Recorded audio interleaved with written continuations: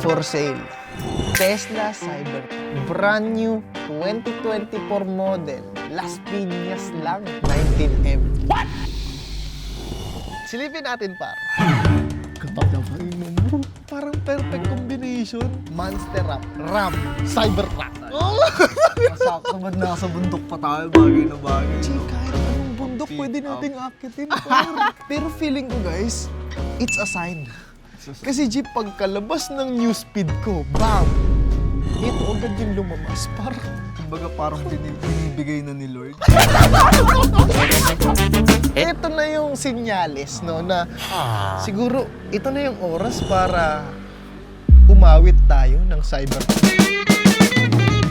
Kasi kung naaalala nyo, 2 years ago, January 25, 2021, niregaluhan ako ni Carly ng pinapangarap kong Ninja Superbike sa mismong anibersaryo namin. Anong petsa ngayon? January 28, 2025. 3 araw na ako naghihintay ng regalo.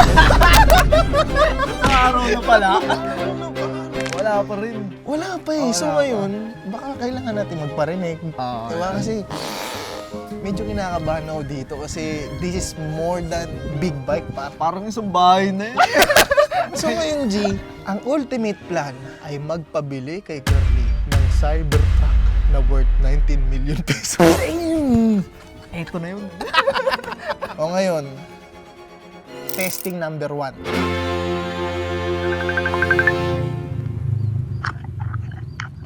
Yes. Bossing, What's up? ganda mo. Bakit? Binabati ko lang, sobrang ganda mo eh. Mas maganda ka pa sa araw. Bakit nga? Kasi gusto ko lang sabihin na may nakita ko sa Facebook. Send ko sa'yo ha. Ayan. Ay, Uy! Bakit? ano yan? 19 million? Tesla Cybertruck? Ano yan? Hindi, baka lang kasi, alam mo yun, wala ka pang naisip na regalo sa akin sa anniversary. Hindi naman sa... Kasi bike ganda? Di naman kita pinagko-compare kay Meme Vice. Pero kung alam mo yun, ano lang, parang sign ba? Daddy, come on, let's go. Stop dreaming. Let's go to daddy. Daddy, may check up ang babies. Mag-bihis ka na. Halika na. Yun lang. Huwag ka nang managinip. Okay. Okay lang. Okay lang. Okay lang. That's the testing number 1. Number 1 pa lang. It shows negative. Pero sa totoo lang, gagawin ko talaga lahat. Pagbigyan lang ni Carlin. Ano ba ang pangalawa? Tignan natin. Bossing, happy anniversary. Ay! Happy anniversary, bossing.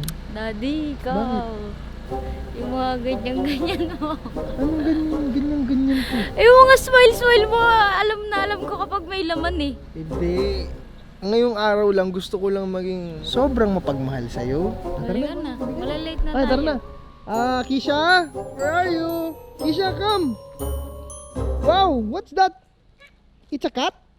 Huwag mong bubuksan. Aray, Ako wala pa nga magbubukas. eh, wala pa nga Hindi, eh. parang bubuksan mo eh. Ang sakit nun ah. sorry. Ang sakit. Para kasi bubuksan mo. Ako kasi mag-open yan. Hindi, inantay ko nga Oh, eh. ayan na. Sige na, pasok na po kayo aking Let's go, Reyna Bishop. at Prinsesa.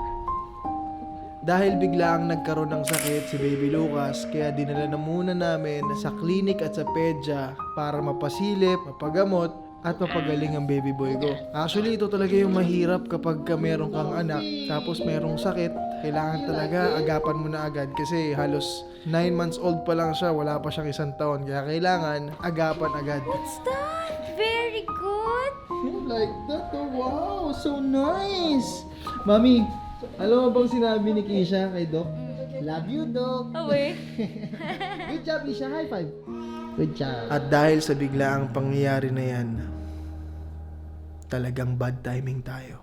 Itong video na to ay hatid sa inyo ng Packet Broker. Isa tong advanced broker na nag-o-offer ng cutting-edge trading interface na may feature kagaya ng zero withdrawal fee at meron ding daily tournaments, meron pang 130 plus na assets. At syempre, pwede mo tong gawing passive income kasi sobrang safe to. Ang kailangan mo lang gawin ay mag-register, lagay mo ang username at password mo, at pagkapasok mo, kung gusto mo mag-deposit, meron silang mga choices dito, TrueBank, Maya, or GCash. At eto, papakita ko na sa inyo kung paano gamitin si Packet Broker. Mamimili ka lang sa dalawa, sa higher o lower. Ngayon pipiliin natin yung high. Kapag tumaas yan, automatic, may profit ka na agad. Meron din silang 4 trading mode. Fast trading, stock trading, Forex MT4 at Forex MT5. Supported pa to ng BTC at ETP, kaya ano pang ginagawa nyo, click the link in the description. Kung gusto mo makasali, mag-deposit ka lang ng $50. At syempre, wag mong kalimutan gamitin ang promo code ko para makakuha ka ng 100% bonus para sa una mong deposit. Back to the video. Bossing, Mami. Hi. Parang wala na siyang sakit oh. Hi, Lucas. Are you feeling well, my boy? Are you feeling better?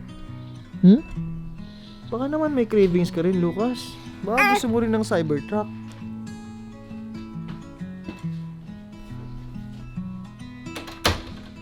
Okay, so gamot muna tayo, baby. Para pagdating ng araw, kung hindi man tayo bilan ni Mami ng Cybertruck, tayo na lang bibili. Okay? Uy. Bakit? Cybertruck. May sakit na yung anak mo, Cybertruck. Hindi, pangarap lang namin ni Lucas yan. Oo, Kasi... si Lucas parang nebulize. Okay. Maliliit ang gamot niya. Okay, bossing. Copy.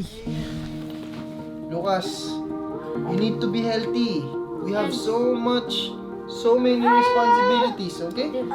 There you go. Kanta na, Mami.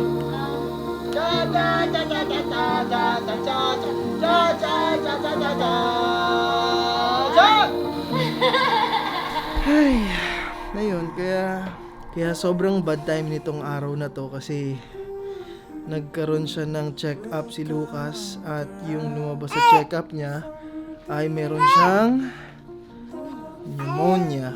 Yun yung sabi ng doktor niya, to the point na syempre yung pneumonia naging critical yan kapag hindi naalagaan. Kaya kailangan agapan kasi sabi nga ni Carlene, marami daw nagkakaroon ng critical condition kapag pinabayaan lang, akala nyo sipon-sipon lang, pero the truth is, hindi na pala nakakahinga ng maayos si Lucas, ang mga babies natin, kaya kailangan as parents, syempre, hindi lang tayo pwedeng puro Cybertruck. Baka alam mo yung Cybertruck na yan, baka soon, di ba? Kasi malay naman natin, di ba? Kapag everything is good na, Lucas, we don't know, maybe we can ride the Cybertruck together, my boy, right? That's right, my boy. Tanungin natin si Mami kung pipilan niya pa tayo ng Tesla Cybertruck. Mami, gusto mo ng robotic na kotse? Tayo. Mami, yung ganito. Sorry. Ha?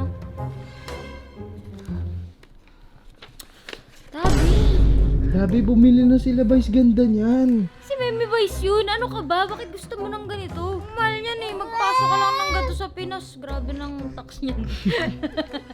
Pero anniversary natin, di ba, Mami? Daddy? Next year, meron ulit tayo anniversary. Next year ulit. Oh, hindi mo uubusan. Yan ang gamot ni Lucas. Grabe. Iba pa yung kay Lakeisha. Sige, Mami, huwag na natin unahin yan. Ha? Sorry. Matutuktukan kita eh. Unahin natin yung truck mo dyan. Huwag natin unahin yung Cybertruck ko. Ang unahin natin yung gamot ni Lucas. Ay, very Okay? very good. Hindi mahalaga ang Cybertruck, guys. Tama, ganyan dapat. Pero pag magaling na si Lucas, pwede na. Pakis na ako eh. Love the way you ride.